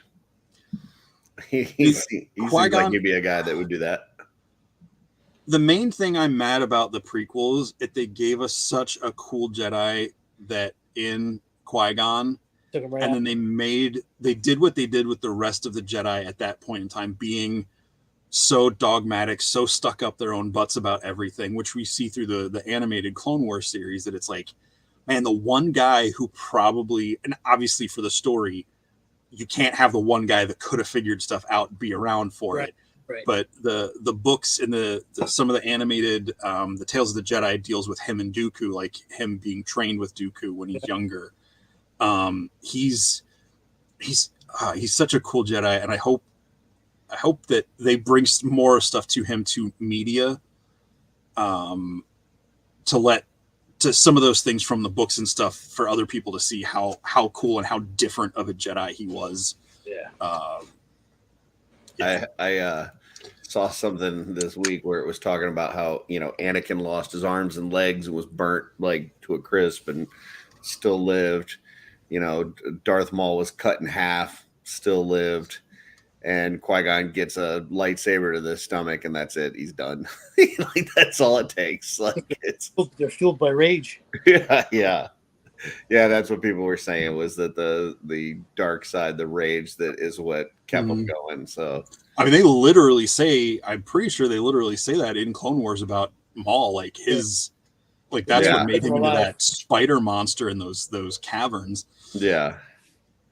Though that was cool how they brought him back too, and that was another thing, kind of spoiler for those that haven't watched Clone Wars, but like towards the end of Clone Wars, like Maul is pretty smart. Like he had it all figured out. Like if Ahsoka would have listened to him, some of that stuff might have been able to be prevented. But I think she was just such in denial at that point. Like she didn't want to believe that Anakin could be swayed, But yeah, Maul was pretty insightful. So. I mean, real good villains usually are. Like good villains have just enough truth in them to. But I didn't get that from Phantom Menace. I mean, like he doesn't really have. No, right. He's a physical force of nature in Phantom Menace. Right. Yeah. They really developed his character a lot more throughout Clone Wars, and we've talked about this on another show, but another one is Dooku. Like I didn't get much from him from the prequels, but they really developed Dooku throughout Clone Wars, and you get to see that like he was an instrumental part in the Emperor's plans. So yeah. Yeah, you'll definitely like the Tales of the Jedi. Cool. Imp, Check it out. What's that, Cookie? What was it? The Emperor just used his ass. Like, Yeah. Oh yeah. Well, the Emperor uses everybody. You know. love when he, like tells Anakin Yeah. to kill him on the ship. He's like, "What?" Like, Yeah. wait a minute. Yeah. He uses everybody, just like he used Vader. And as soon as he thought that he could, sway Luke over to him, he was ready for Luke to kill Vader and take over, as his new apprentice. So, yeah. Palpatine is the epitome of that boyfriend and girlfriend meme. Yeah. Yeah, he's walking with Vader and looking back at Luke. Yeah. He's walking with Anakin. Leonardo DiCaprio. I was like, "Ooh, you're under 25 and strong in the Force. Come over here." Oh, Yeah. Well, and I'm sitting there watching. I was watching the clip from Empire where the Emperor like calls Vader, and he's basically telling him that like Luke has to be taken out and all this kind of stuff.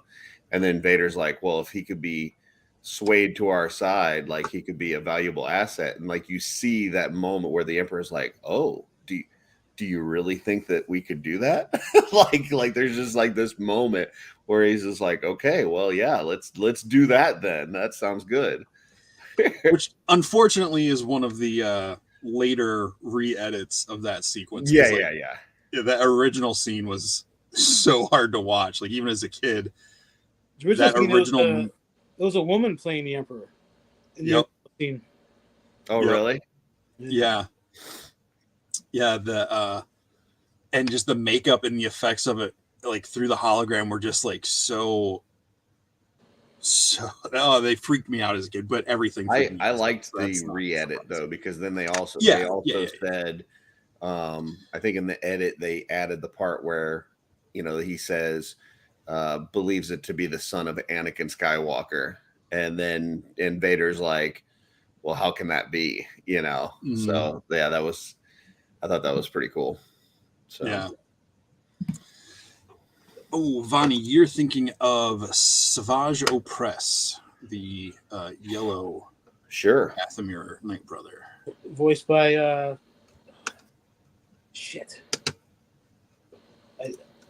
guy voices everything. That's gonna come to me. Len says he used his own granddaughter. We don't talk about the sequels, Len. We ignore those. So who voiced Savage Opress? The guy he was in Starship Troopers. He was the Joe instructor that like caught the brain. Clancy Brown. Clancy Brown. Yeah. Yeah, he does a bunch of voices in the show, in Star Wars. Yeah, it was cool to get to see him play that Devorian or whatever in Mando season 1. Yeah, I kind of look at it as who's he in Mando season 1? Remember the episode where they do the prison break and he gets like that crew of ragtag pirates? Yeah. He plays the devil looking one. Yeah. I like as far as like the 3 different trilogies, I like to think of the original trilogy as good taste, the prequel as acquired taste, and the sequel as no taste. Like, so if you like that, you got no taste. So sorry, the sequel's terrible. Well, I'll pretend I don't feel attacked right now. Jesse, you don't like the sequels. You pretend to like the sequels. No. You try to find things that aren't terrible with the sequels, but you don't like the sequels. There are terrible things about the sequels, and they should have been done much better.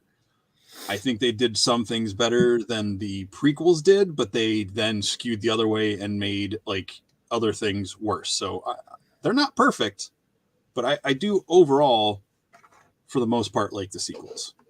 Making Rey his granddaughter was the worst decision they made in that trilogy, though. Pretty dumb. Well, I mean, is it your granddaughter if you're she was the daughter of a clone, right? Was she the daughter of one of his clones? Yes. So it's really his daughter. It's like DNA. I don't know. Yeah. This is daughter once removed. Some shit. Yeah. Yeah. And that is something too, like throughout Clone Wars and Bad Batch now, like seeing the different cloning technology, like how they, basically had taken, obviously they built the clone army and that kind of thing, but then like continuing that cloning projects throughout that stuff. And then it goes into Mando. And obviously we've seen like some of what they've, like with Grogu, like trying to get him and working on cloning with that. And then, I will say that at least they're trying to, I feel like, retcon some of that stuff in to make the sequels not be as silly as they are.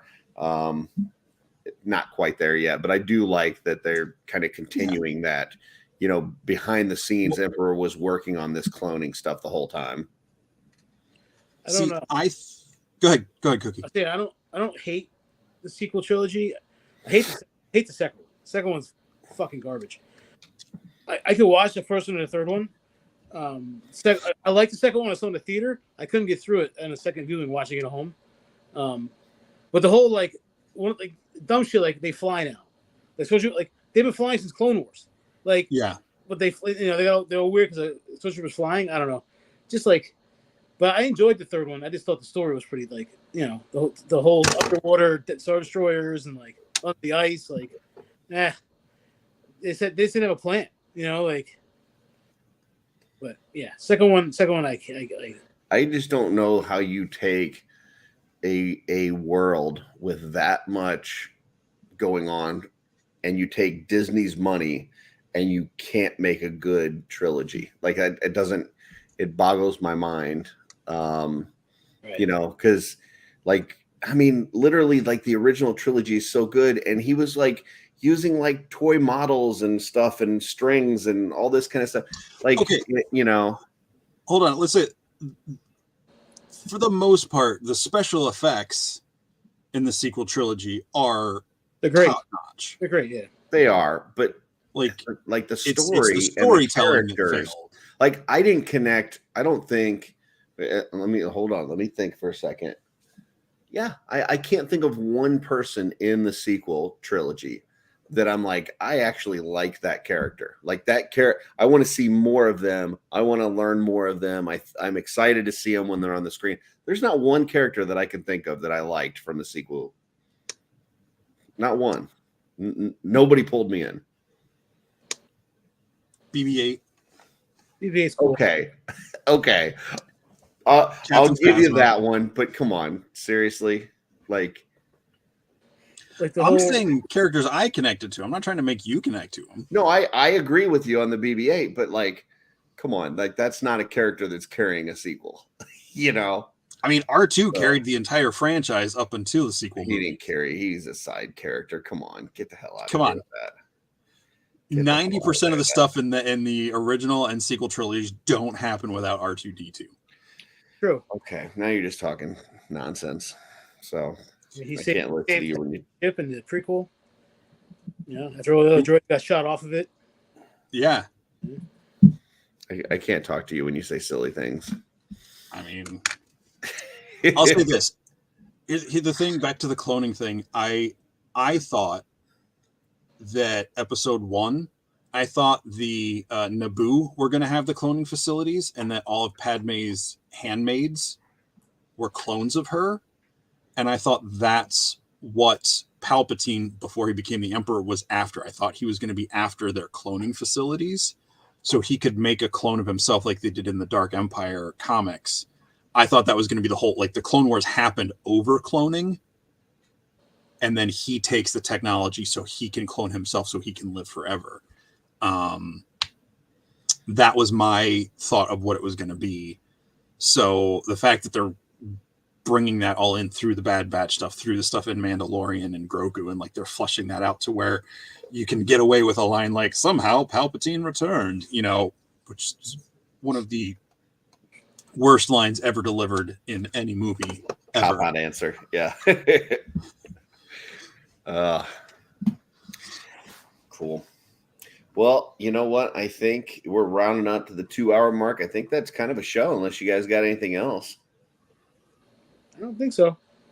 Cool. You got, I know you said PowerCon, Legions Con, anything else that you've got coming up that you want to discuss, Cookie? No, not really. I just go to work and come home. So, All right. I'm Beautiful. excited. I'm excited for Paracon. I'm excited for RetroCon. I'll be hanging out at Lynn's booth all day. Nice. Awesome. Cookie's friend Lynn. My friend Lynn. And yeah, Legion's Con should be a great time. So Beautiful. but it's gonna be a busy few months, you know. Yes. If Greg says Cookie's ready for bed. Yep. You got work in the morning. Yeah. Cool. Well, we're gonna put you backstage, Cookie. If you need to go, that's fine. If not, hang out, and we'll after we close out the show, we'll be right back with you. But we'll put you back there, and then we'll close out the show. All right, cool. Well, it's great being on. Thanks for having me. Thanks. Thank you so much for joining us tonight, Cookie. Sorry, put him in the back too quick. He can still hear me. That's true. Yeah, that was fun. I've been really into Star Wars lately, so this was a nice doing a lot of Star Wars talk tonight. So excellent. And it was nice having you get to like enjoy the Star Wars talk and not be grumpy about Andor. Yeah, I'm gonna give it a shot. Like I said, I watched that Rogue One again, and I absolutely loved it. So, and even the parts with Andor, which I mean, I just think that act. I don't know if it's the role that he's supposed to play, just like a really boring fucking dude, or if that actor is just not interesting. It's the role. Yeah, I've seen him in other stuff where it's gotcha. But even throughout Rogue One, I was like, okay, he's not an exciting character, but I like him. So, like I said, it made me want to go back and give it another shot. So I'm going to do that, but I got to make it through Rebels first. So, yeah. But Rebels is great. I can't wait for you to get to certain spots. So, and Steph, I agree with you. I think Rosario Dawson is great as Ahsoka. I really appreciate all the homework she's put into capturing mannerisms, the body language, and some of the little quirks that they put into her animated. I of course miss Ashley Eckstein's voice because that is Ahsoka, but I think Rosario is doing a great job of continuing the legacy in the live action. So, yeah. Cool. What else we got going on? Well, let's see. This week coming up is nothing much. We got another Mythic Minute Thursday night. You guys got an OffWorld this week because I'll be at D&D, but I'll join you later. Next Sunday night, here on Shooting the Shelf, we have our next special guest. Drum roll, please, for the one and only Leland Oquendo. It will be joining us. We'll be talking Mythic Legions, customs, and see what else he's got to share with us. So make sure you check out his page over on Instagram. Oh shoot, what is his Instagram page? I don't remember offhand. Retrospect Customs. Yeah, check out his page over on Instagram. Check out his stuff, and we'll be talking with him next Sunday night. That is true. And for those of you that don't have Cosmics yet, they will be going on, or the retailer date is July 27th, which I believe is a Thursday. So if you have your local or favorite online retailers to get your Mythic Legions from, or your Cosmic Legions from, rather, you'll be able to get those in just under 2 weeks. So for those who've been waiting, it's almost time. Yeah, for those of you already have them, I do think, I don't know if he's still with us, but I do think Wolf King is going to have some Cosmic. They didn't get in.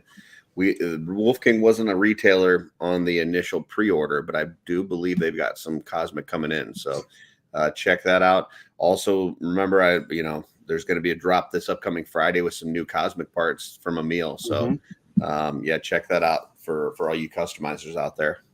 And if you got yourself a second slog or don't want to use it, they do have that Chug the Tardigrade set available on there now.